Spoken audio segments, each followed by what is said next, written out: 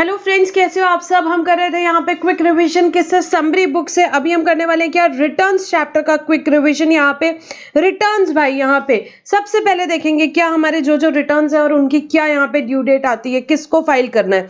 GSTR 1 पढ़ा था हमने, क्या स्टेटमेंट ऑफ आउटवर्ड सप्लाई। कौन यहाँ पे फर्निश करता है, यहाँ पे रजिस्टर्ड पर्सन, यहाँ पे रजिस्टर्ड पर्सन करता है।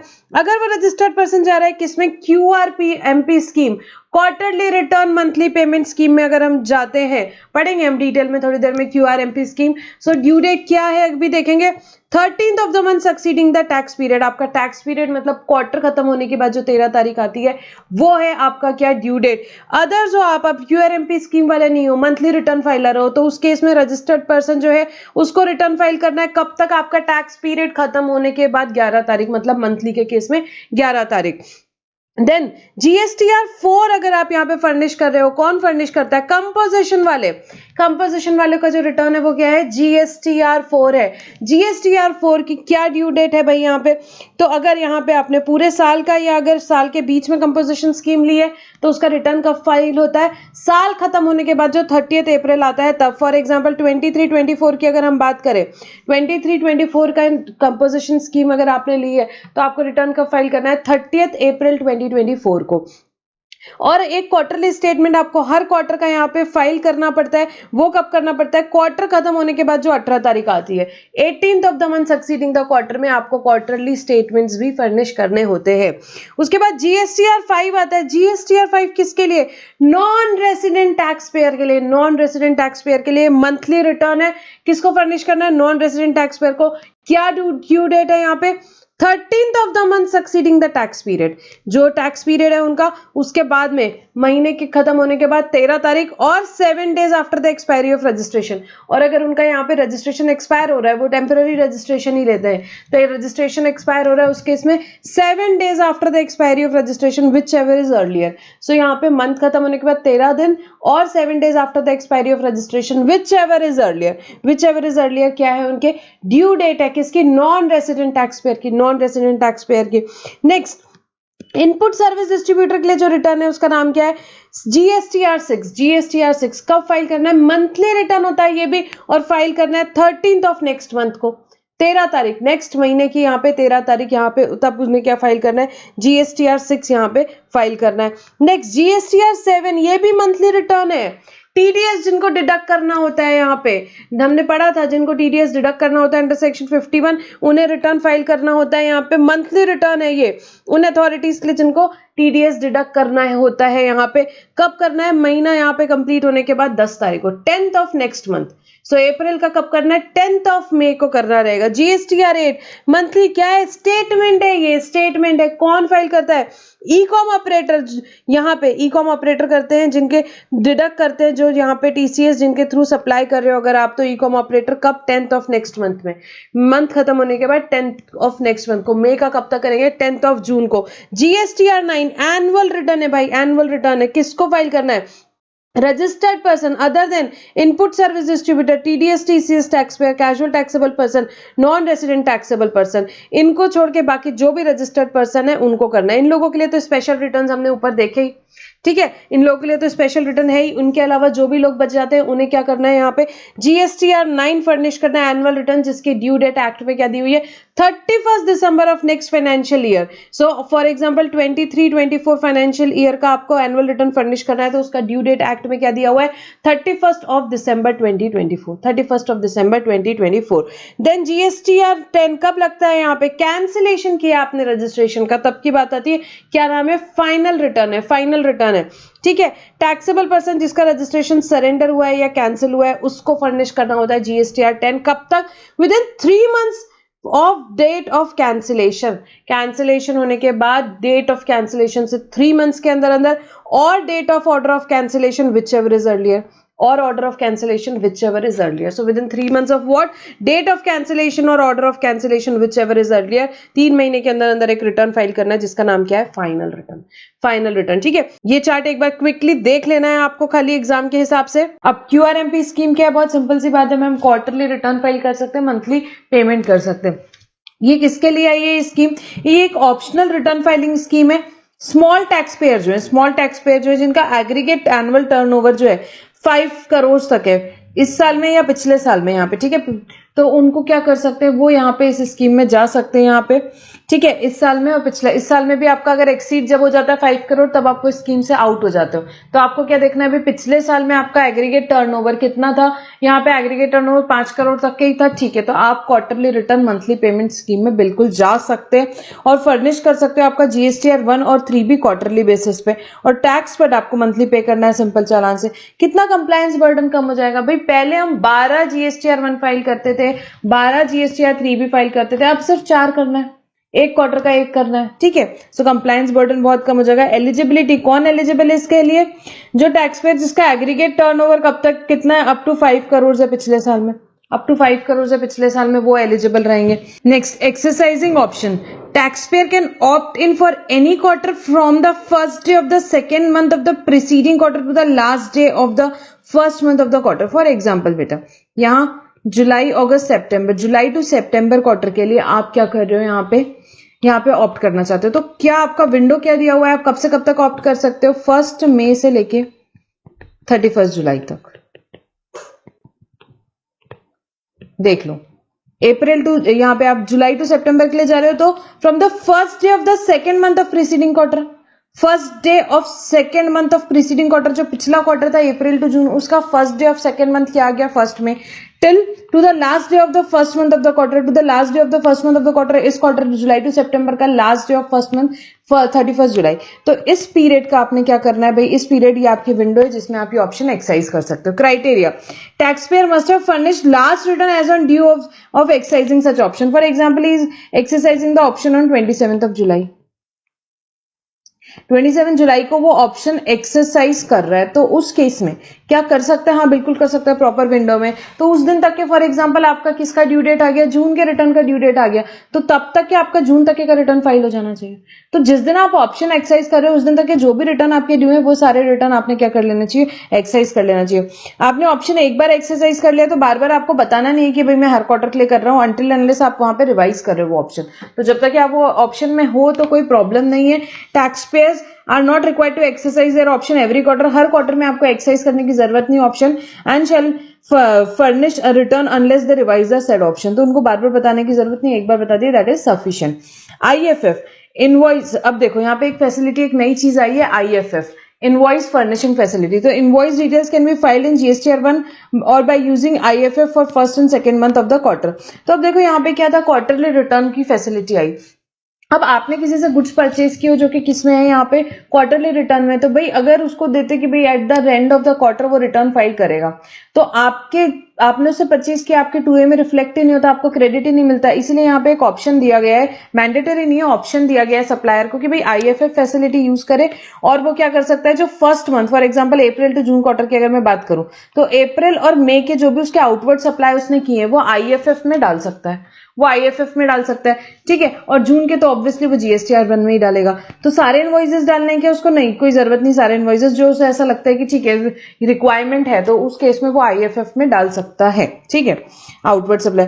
और अब ये जीएसटीआर जो हमारी यहाँ पे क्यूआरएमपी स्कीम आई है, इससे क्या होगा, रिड्यूस होगा कंप्लायंस बर्डन टैक्स पेयर के, क्योंकि अब उनको क्या करना है, सिर्फ 4 जीएसटीआर 3B फाइल करने instead of 12 and in a year, and similarly they would be required to file only 4 GSTR 1 since IFF invoice furnishing facility is available under this scheme, ठीक है, तो ये QRMP स्कीम हुई।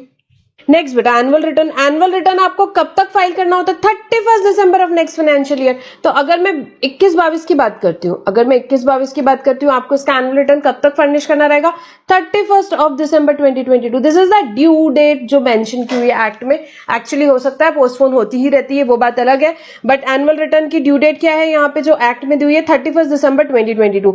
इस return में क्या होता है, you need to furnish details of expenditure income for the entire financial year. Annual return में क्या रहेगा, साथ में सेल्फ सर्टिफाइड रिकंसिलेशन स्टेटमेंट है, क्या है, सेल्फ सर्टिफाइड, आपको सर्टिफाई करना है, सेल्फ सर्टिफाइड रिकंसिलेशन स्टेटमेंट क्या रिकंसाइल करेगा, वैल्यू ऑफ सप्लाई रिकंसाइल करेगा मैम, किसके हिसाब से, रिटर्न के हिसाब से जो साल भर के लिए है वो, और ऑडिटेड एनुअल फाइनेंशियल स्टेटमेंट्स, तो सेल्फ सर्टिफाइड रिकंसिलेशन स्टेटमेंट क्या रिकंसाइल करेगा, वैल्यू ऑफ सप्लाई, किसका किसका? रिटर्न्स का और ऑडिटेड एनुअल फाइनेंशियल स्टेटमेंट का। किसको फर्निश करना है सेल्फ सर्टिफाइड? यहाँ पे रिकंसिलिएशन स्टेटमेंट जिसका फाइनेंशियल ईयर में एग्रीगेट टर्नओवर एक्सीड किया है 5 करोड़ से ज्यादा है, उससे करना है बेटा, जिसका एक्सीड किया है 5 करोड़। सो ये 21-22 में जिसका क्या हुआ है, अगर हम यहाँ 21-22 की बात कर रहे हैं तो 21-22 में जिसका एग्रीगेट टर्नओवर एक्सीड हुआ है 5 करोड़ से ज्यादा, उसको एनुअल रिटर्न के साथ फर्निश करना है क्या? सेल्फ सर्टिफाइड, खुद ही सर्टिफाई करना है reconciliation statement. Reconciliation statement exception, any department of central government, state government, local authority whose books of accounts are subject to audit by CAG of India or an auditor appointed by for auditing the accounts of local authority, वो exception में, मतलब उनको annual return furnish करने की कोई आवश्यकता नहीं है, उनको एनुअल रिटर्न फर्निश करने की कोई आवश्यकता बिल्कुल भी नहीं है। ठीक है, next revision of return. Revision of return की बात करें तो जीएसटी में भाई रिवीजन ऑफ रिटर्न का कोई कंसेप्ट ही नहीं है। आप क्या कर सकते हो? रेक्टिफिकेशन कर सकते हो किसी एरर का, यहाँ पे आपसे या कुछ ओमिशन हो गया तो आप क्या कर सकते हो? रेक्टिफिकेशन कर सकते हो। कब तक कर सकते हो मैक्सिमम रेक्टिफिकेशन? 30 नवंबर, साल खत्म होने के बाद जो 30 नवंबर आ रहा है तब तक के, या furnishing of annual return whichever is earlier। सो 23-24 का अगर आपको करना है तो आप कब तक कर सकते हो? 30 नवंबर 24, और furnishing of annual return whichever is earlier तब तक क्या कर सकते हो आप? रेक्टिफिकेशन कर सकते हो किसी एरर का, किसी ओमिशन का। ठीक है, next late fees for filing, delay in filing return. अब रिटर्न लेट फाइल किया आपने, रिटर्न लेट फाइल किया तो उस केस में क्या लेट फीस रहेगी, देखेंगे यहाँ पे एक एक चार्ट से देखेंगे। जीएसटीआर 1 और 3 भी अगर लेट फाइल किया, जीएसटीआर 1 और 3 भी आपने लेट फाइल किया तो क्या रहेगा, देखेंगे सबसे पहले क्या रजिस्टर्ड पर्सन का नील आउटवर्ड सप्लाई था टैक्स पीरियड में। जिस टैक्स पीरियड का रिटर्न लेट फाइल कर रहा है, क्या उस टाइम आउटवर्ड सप्लाई नील था? क्या 3B की अगर बात करें तो क्या टैक्स पेएबल नील था? अच्छा ऐसा था, तो लेट फीस कितनी लगेगी? Total 500, 250 CGST, 250 SGST, 250 CGST, 250 SGST, total कितनी लगेगी? 500। नहीं, ऐसा नील वाला कुछ भी नहीं था ना। जीएसटीआर 1 की बात करें तो या 3B की बात करें तो भी यहाँ पे कोई टैक्स पेबल नील नहीं था, कुछ तो टैक्स पेबल था या कुछ तो आउटवर्ड सप्लाई थी। तो उस केस में भाई देखेंगे एग्रीगेट टर्नओवर कितना है इंसान का। एग्रीगेट टर्नओवर आपके रजिस्टर्ड पर्सन का कितना है? लेस देन और इक्वल टू 1.5 CR है। पिछले साल का एग्रीगेट टर्नओवर, पिछले साल का एग्रीगेट टर्नओवर कितना है? लेस देन और इक्वल टू 1.5 CR है, तो लेट फीस लगेगी टोटल 2000, 1000 CGST में, 1000 SGST में, टोटल लेट फीस 2000। नहीं, एग्रीगेट टर्नओवर तो ज्यादा था भाई 1.5 CR से, बट लेस देन और इक्वल टू 5 करोड़ था, तो उस केस में 5000 की लेट फीस लगेगी, 5000 की लेट फीस लगेगी, 2500 CGST में, 2500 SGST में। बट ऐसा नहीं है, कोई और अदर रजिस्टर्ड पर्सन है, मतलब भाई 10-20 करोड़ का एग्रीगेट टर्नओवर होगा for example, greater than 5 crore की बात हो रही है। सो उस केस में लेट फीस जो सेक्शन 47 में दी हुई थी वही लगेगी। क्या दी हुई है वहां पे? 100 रुपीज पर डे और 5000 which ever is lower, 100 rupees per day और 5000 विच एवर इज लोअर। ये किस किस की लेट फीस है? जीएसटीआर 1 और 3B की, जीएसटीआर 1 और 3B की। बट अगर आप QRMP स्कीम वाले हो, सो ये जो लेट फीस ऊपर दी हुई है ये एप्लीकेबल किस चीज के लिए रहेगी? Delay of furnishing set quarterly return और details of output supply, quarter के लिए, क्वार्टर के लिए। It is clarified that no late fee is applicable for delay in payment of tax in first 2 months of the quarter. First 2 months of the quarter में अपने जो tax का payment का late करते हो उसमें लेट फीस नहीं है। ठीक है, अब आगे आएंगे, किसकी बात हो रही है? रिटर्न है उसके लेट फीस की बात हो रही है, या जीएसटीआर 1 आउटवर्ड सप्लाई का डिटेल्स है उसकी लेट फीस की बात हो रही है, या जीएसटीआर 3B रिटर्न की बात हो रही है। नेक्स्ट जीएसटीआर 4 कंपोजिशन वालों जो है उसकी क्या लेट फीस है? सो अगर टैक्स पेएबल नील आ रहा है, आपका टैक्स कुछ पेएबल ही नहीं है, नील है, और आपने रिटर्न क्या किया है? लेट फाइल किया है, तो कितना लगेगा? 500 रुपीज टोटल, 250 CGST में, 250 SGST में। बट रिटर्न पेएबल यहाँ पे जो आपका टैक्स पेएबल है वो नील नहीं है, टैक्स कुछ पेएबल आ रहा है आपका, तो उस केस में लेट फीस कितनी है? टोटल 2000 है, टोटल 2000 है, 1000 CGST में, 1000 SGST में। नेक्स्ट यहाँ पे अगर यहाँ पे अब जीएसटीआर 7 हमने अभी देखा था TDS वालों का, वो रिटर्न आपका यहाँ पे क्या हो रहा है? लेट फाइल हो रहा है, तो उस केस में लेट फीस क्या रहेगी आपकी? 25 for every day during which such failure continues और ₹100 विच एवर इज लोअर। ठीक है, क्या रहेगी? 25 रुपीज यहाँ पे every day per day 25 rupees रहेगी जब तक कि फेलियर कंटिन्यू होता है, और 100 rupees which ever is lower, 100 rupees which ever is lower. ठीक है, ये सारे अगर नहीं है, कोई और रिटर्न की बात हो रही तो उस केस में लेट फीस क्या रहेगी, वही जो सेक्शन 47 में दी हुई है। यहाँ पे लेट फीस क्या दी हुई है, 100 रुपीज पर डे और 5000 which ever is lower, whichever is lower, बाकी केसेस में वही लगती है लेट फीस। ठीक है, ये स्पेसिफिकली दी हुई है जीएसटीआर 1, 3B, 4 और 7 की। Next, late fees for delay in filing annual return. Annual return late file कर दिया, एनुअल रिटर्न लेट फाइल कर दिया तो आपकी यहाँ पे लेट फीस क्या रहेगी। सो अगर जो एनुअल रिटर्न लेट फाइल कर रहा है, हमको सबसे पहले देखना है उसका एग्रीगेट टर्नओवर कितना है। एग्रीगेट टर्नओवर कितना है, लेस देन और इक्वल टू 5 करोड़ है, लेस देन और इक्वल टू 5 करोड़ है तो 50 रुपीज पर डे रहेगी, 25 सीजीएसटी में, 25 एसजीएसटी में, या 0.04% of turnover in the state और यूनियन टेरिटरी। डेफिनेशन पड़ी हुई है, 0.04% of turnover in the state और union territory whichever is lower, whichever is lower. तो आपको क्या देखना है, एग्रीगेट टर्नओवर क्या है रजिस्टर्ड पर्सन का। सो उसके बेसिस पे अगर उसका एग्रीगेट टर्नओवर सिर्फ 1 करोड़ रुपीज है, सो उस केस में क्या रहेगी भाई, 50 रुपीज पर डे और 0.04% of turnover in the state और union territory whichever is lower, whichever is lower. Aggregate turnover 5 crore से तो ज्यादा है, परंतु लेस देन और इक्वल टू 20 करोड़ है, लेस देन और इक्वल टू 20 करोड़ है, उस केस में कितनी लगेगी, 100 रुपीज पर डे लगेगी, 100 रुपीज पर डे लगेगी, 50 सीजीएसटी में, 50 एसजीएसटी में, या 0.04% of turnover in the state और यूनियन टेरिटरी, या 0.04% of turnover in the state और union territory whichever is lower, whichever is lower. अगर यहाँ पे एग्रीगेट टर्नओवर उसका कितना है, 20 करोड़ से ज्यादा है, 20 करोड़ से ज्यादा है, तो उस केस में 200 रुपीज पर डे लगेगी, 100 सीजीएसटी में, 100 एसजीएसटी में, या 0.5% of turnover in the state और union territory whichever is lower, whichever is lower. ये क्या है, late fees for delay in filing annual return, late fees for delay in filing annual return है ये। ठीक है, सो किस पे डिपेंड करता है, एग्रीगेट टर्नओवर क्या है उसके बेसिस पे आपकी लेट फीस रहेगी। ओआईडीआर वालों को क्या बोला गया भाई, एनुअल रिटर्न फर्निश करने की कोई जरूरत नहीं है। देन आप जीएसटीआर 3B या 1 आपका निल है, तो क्या आप उसको कैसे फाइल कर सकते हो, एसएमएस के थ्रू भी फाइल कर सकते हो, बिल्कुल फाइल कर सकते हो एसएमएस के थ्रू भी आप जीएसटीआर 1 या 3B अगर आपका क्या है, निल है तो। सेम फैसिलिटी एक्सटेंड की गई है, कंपोजिशन वाले जो स्टेटमेंट फर्निश करते हैं वो भी अगर निल है तो वो एसएमएस से फाइल कर सकते हैं। Next, tax payer to be intimated difference in liability in GSTR 1 and 3B and requested to pay the differential liability और एक्सप्लेन द डिफरेंस। क्या हुआ, जीएसटीआर 1 के हिसाब से लायबिलिटी ज्यादा है, ज्यादा है किससे, 3B से। अच्छा, कितनी, स्पेसिफाइड एक्सटेंट बताएंगे तब तो उतनी। ओके, तो उस केस में क्या करना है भाई, वो इंटीमेट करेंगे कॉमन पोर्टल वाले आपको, तो आपको पे करना है डिफरेंस या एक्सप्लेन करना है, एक्सप्लेन करना है। क्या हुआ, जीएसटीआर 1 के हिसाब से जो टैक्स पेबल है वो ज्यादा है, ज्यादा है 3B से, 3B से। ठीक है, तो उस केस में आपको इंटीमेट किया जाएगा, आपको पे करना है डिफरेंस जो है अलोंग विथ इंटरेस्ट, या आपको क्या करना है, या आपको एक्सप्लेन करना है डिफरेंस। दोनों में से एक चीज तो करनी पड़ेगी, करनी पड़ेगी। ठीक है, और यहां पे unless the tax payer deposits the amount specified in the intimation or furnishes the reasons for any amount remaining unpaid, such person should not be allowed to file GSTR 1 or IFF for subsequent tax period।